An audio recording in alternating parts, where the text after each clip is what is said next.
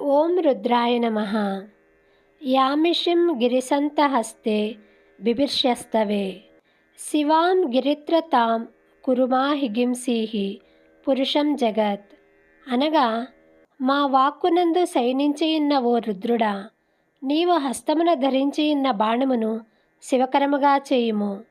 చరాచర సృష్టిలోనున్న పురుషునకు హింస కలుగనీయకుము. రుద్రుడు కైలాసమున అంతర్యామిగా యోగనిద్రలో శయనించియున్న శివుడు. అతని చేతిలో ఉన్న అమ్ము జీవుని అహంకరణము. నిర్మలమైన బుద్ధిమయ కోశము, ఆనందమయ కోశము కైలాసము. దానిని రక్షించువాడు గనుక రుద్రుడు శివుడు.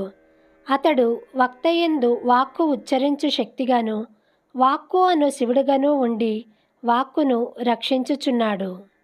జీవుని అహంకారమును మాయము చేసి శుభము చేయును.